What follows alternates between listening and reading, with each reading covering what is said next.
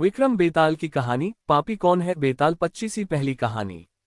कड़ी मेहनत के बाद राजा विक्रमादित्य ने एक बार फिर बेताल को पकड़ लिया।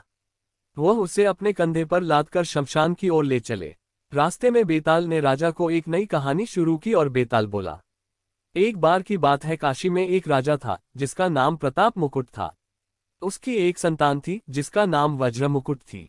एक दिन वज्रमुकुट दीवान के बेटे के साथ शिकार करने जंगल गया। काफी घूमने के बाद उन दोनों को एक तालाब दिखा जिसमें कमल खिले थे और हंस उड़ रहे थे। दोनों दोस्तों ने वहां रुककर तालाब के पानी से हाथ मुंह धोया और पास ही बने महादेव के मंदिर में दर्शन करने चले गए। दोनों ने अपने घोड़े मंदिर के बाहर ही बांध दिए। फिर जब दोनों दोस्त दर्शन करके मंदिर से बाहर निकले तो उन्होंने देखा कि तालाब में एक राजकुमारी अपनी सहेलियों के साथ स्नान करने आई है। राजकुमारी को देखकर राजकुमार काफी खुश हुआ। राजकुमार और राजकुमारी दोनों एक दूसरे को देखकर मोहित हो गए, जबकि दीवान का बेटा वहीं एक पेड़ के नीचे आराम करने लगा। राजकुमार को देखते ही राजकुमारी ने बालों में से एक कमल का फूल निकाला, कान से लगाया, दांतों से कुतरा, पैरों के नीचे दबाया और फिर अपने छाती से लगाकर अपनी सहेलियों के साथ चली गई। 1 बजे उसके जाने के बाद राजकुमार काफी दुखी हुआ और अपने मित्र के पास लौटकर सारी बात बताई। राजकुमार बोला, मैं राजकुमारी के बिना नहीं रह सकता हूँ, लेकिन मुझे इस राजकुमारी के बारे में कुछ भी नहीं पता है। वह कहाँ रहती, उसका नाम क्या है? दीवान के बेटे ने सारी बातें सुनी और राजकुमार को दिलासा देते हुए बोला, राजकुमार आप घबराए मत, राजकुमारी ने सब कुछ बताया है।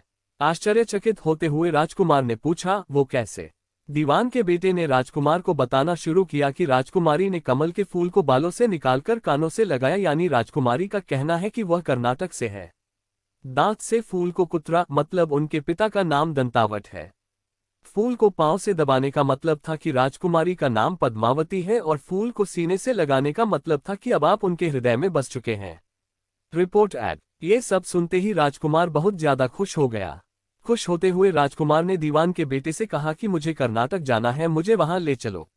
दोनों दोस्त कई दिनों तक घूमते फिरते कर्नाटक पहुंचे। जब वो दोनों राजमहल के निकट पहुंचे तो उन्हें एक चरखा चलाती बुजुर्ग महिला दिखी। महिला को देखते ही दोनों घोड़े से उतरे और उसके पास जाकर कहा, माए, हम दोनों व्यापारी हैं, हम बहुत दूर से आए हैं। हमारा सामान अभी तक आया नहीं है, कुछ दिनों में हमारा सामान भी पहुंच जाएगा। हम दोनों को बस रहने के लिए थोड़ी सी जगह चाहिए। उनकी बातें सुनकर बुजुर्ग महिला की ममता जाग उठी। उसने कहा, बेटा इसे अपना ही घर समझो, जब तक मन करे यहाँ रह सकते हो। इसके बाद दोनों उसके घर में रहने लगे। इसी बीच दीवान के बेटे ने उस महिला से पूछा, आप क्या काम करती हैं माई? आपके यहाँ कौन कौन रहता है? आप कैसे अपना गुजर बसर करती हैं? इन सारे सवालों का जवाब धीरे धीरे उस महिला ने देना शुरू किया। उसने कहा, मेरा एक पुत्र है जो राजा के यहाँ नौकरी करता है। मैं राजा की पुत्री पद्मावती की दासी थी। बूढ़ी हो गई हूँ, इसलिए घर में ही रहती हूँ। महाराज खाने को दे देते हैं और पूरे दिन में एक बार राजकुमारी से मिलने चली जाती हूँ। इतना सुनते ही राजकुमार ने बूढ़ी औरत को कुछ धन दिए और राजकुमारी तक संदेशा पहुंचाने को कहा।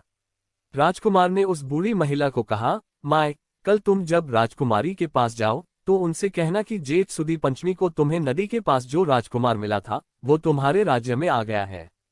अगले दिन वो बूढ़ी औरत राजकुमार का संदेश लेकर राजकुमारी के पास गई। उस महिला की बात सुनते ही राजकुमारी गुस्सा हो गई। उन्होंने हाथों में चंदन लगाकर उस महिला के गाल पर तमाचा मारते हुए कहा, मेरे घर से निकल जाओ। बूढ़ी औरत ने घर लौटकर राजकुमार को सारी बातें बताई। महिला की बातें सुनकर राजकुमार चौंक गया। फिर राजकुमार के मित्र ने राजकुमार को धैर्य बंधाते हुए कहा, राजकुमार आप चिंतित न हो, राजकुमारी की बातों को समझने की कोशिश करें। ध्यान दे कि राजकुमारी ने उंगलियों को सफेद चंदन में डुबोकर गाल पर मारा है। इसका मतलब अभी कुछ दिन चांदनी के हैं। उनके खत्म होने के बाद अंधेरी रात में मिलूंगी। कुछ दिनों बाद बूढ़ी महिला फिर राजकुमारी के पास संदेशा लेकर पहुंची। इस बार राजकुमारी ने केसरी रंग में 3 उंगलियां डुबोकर बूढ़ी महिला के मुंह पर मारते हुए कहा, भागो यहां से।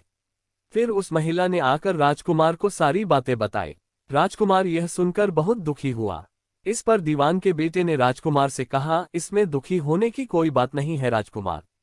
राजकुमारी ने कहा है कि अभी उसकी तबीयत ठीक नहीं है, तो इसलिए 3 दिन और रुक जाओ। 3 दिन बाद वो बूढ़ी महिला फिर राजकुमारी के पास जा पहुंची। इस बार फिर से राजकुमारी ने उस महिला को फटकारा और पश्चिम की खिड़की से बाहर जाने के लिए कहा। वो महिला फिर से राजकुमार के पास गई और सारी कहानी सुनाई। तब दीवान के बेटे ने राजकुमार को समझाते हुए कहा कि मित्र, राजकुमारी ने आपको उस खिड़की की तरफ बुलाया है। राजकुमार यह सुनते ही खुशी से उछल पड़ा। उसने बूढ़ी महिला के कपड़े पहनकर नारी का भेष धारण किया, इत्र लगाया और हथियार बांधकर राजकुमारी से मिलने चल पड़ा। राजकुमार महल पहुंचा और खिड़की के रास्ते राजकुमारी के कमरे में पहुंच गया। राजकुमारी वहां पर तैयार थी और राजकुमार का इंतजार कर रही थी। राजकुमार जैसे ही कमरे में गया, उसकी आंखें खुली की खुली रह गईं। राजकुमारी के कमरे में कई महंगी चीजें रखी थीं। रात भर राजकुमार और राजकुमारी साथ ही रहे। फिर जैसे ही दिन निकलने को आया, राजकुमारी ने उस राजकुमार को सबसे छिपा दिया। जब रात होने लगती तो राजकुमार बाहर आ जाता। इस तरह करते करते कई दिन बीत गए। फिर अचानक राजकुमार को अपने दोस्त की याद आई। राजकुमार को अपने दोस्त की चिंता हुई कि पता नहीं उसका दोस्त कहाँ होगा, कैसा होगा और उसका क्या हाल हुआ होगा। राजकुमार को दुखी देखकर राजकुमारी ने राजकुमार के दुख का कारण पूछा। उसके बाद राजकुमार ने राजकुमारी को अपने मित्र के बारे में बताया। राजकुमार ने कहा, वह मेरा बहुत अच्छा और चतुर दोस्त है। उसी के वजह से मैं तुमसे मिल पाया हूँ। ये सुनने के बाद राजकुमारी ने राजकुमार को कहा, मैं तुम्हारे दोस्त के लिए स्वादिष्ट भोजन बनवाती हूँ। तुम उसे भोजन कराकर और उसे समझाकर वापस आ जाना। फिर राजकुमार खाना लेकर अपने दोस्त के पास पहुंचा। दोनों मित्र लगभग कई महीनों से नहीं मिले थे। मिलने के बाद राजकुमार ने अपने मित्र को सारी बातें बताई। राजकुमार ने कहा, मैंने राजकुमारी को तुम्हारी चतुराई के बारे में बताया। राजकुमारी ने तुम्हारे लिए भोजन भिजवाया है। ये सब सुनकर दीवान का बेटा सोच में पड़ गया। उसने राजकुमार से कहा कि यह तुमने ठीक नहीं किया। राजकुमारी समझ गई है कि जब तक मैं तुम्हारे साथ हूं तब तक वह आपको अपने बस में नहीं रख सकेगी। इसलिए उन्होंने इस खाने में जहर डालकर भेजा है। ये कहते ही दीवान के बेटे ने उस खाने से एक लड्डू लेकर सामने बैठे एक कुत्ते को दिया। लड्डू खाते ही कुत्ते की मृत्यु हो गई। ये देखते ही राजकुमार को बहुत बुरा लगा। उसने कहा कि ऐसी औरत से भगवान रक्षा करे। अब मैं उस राजकुमारी के पास नहीं जाऊंगा।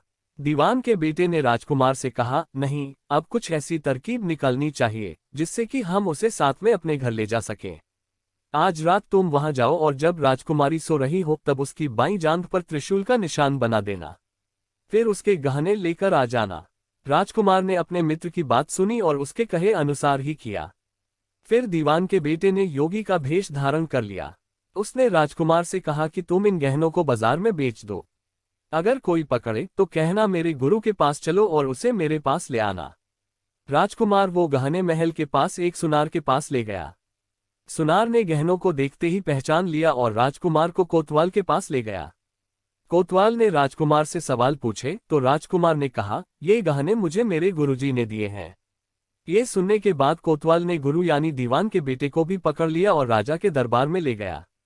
राजा ने पूछा, योगी महाराज, आपको ये कीमती गहने कहाँ से मिले? योगी का भेष धारण किए हुए दीवान के बेटे ने कहा, महाराज, मैं शमशान में काली चौदस को डाकिनी मंत्र प्राप्त कर रहा था कि मेरे सामने डाकिनी आई। मैंने उसके जेवर उतार लिए और उसकी बाईं जांघ पर त्रिशूल का छाप बना दिया।